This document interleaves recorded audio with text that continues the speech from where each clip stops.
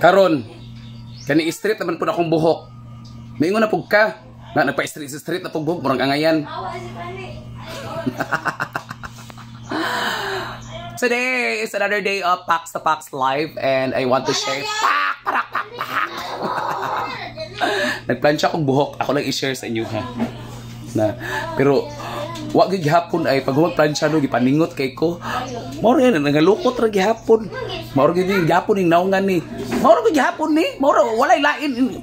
Wa kay lain makit-an. Kung unsa imong makit-an mao na siya given na kay na sa imo. Pakapungot oy. Muna nga uban ba kanang bitaw ingon nga pagpuyo nag-vlog oy, pagpuyo nag-vlog kay wa jud ka angayan magsig vlog. Kasi labot kinuhay daw ni mo daw nga mao naman nilingaw na ako sa akong kinabuhi no nga kanang bisan og kanang nangita ko kay istorya ba nya wa koy makit-an unya ang cellphone ra akong istoryahon fights na kaayo okay na kaayo diba wala ba ko nag-ingon nga nag-vlog ko diri kay para madato ko ako na happy ko sa akong gibuhat ana og tagaan ko blessing ni Lord nga nikita ko sa Facebook mas maayo kay di ka na ako tagaan palawayon ka na ako merisin ni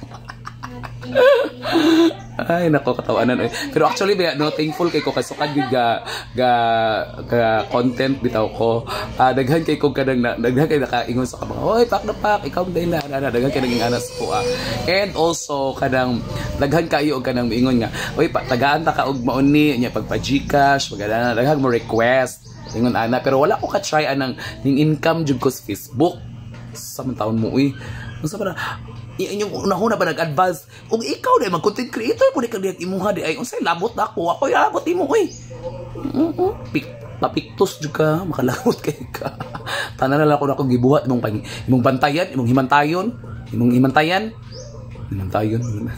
sakto ba to di naman nung takalitos ani oy nakakita na pug kag kuan kanang binta kung nakakita na pug kag kanang unsay kasaway ni Mosco hindi kay ko kabalong istorya lo ni mo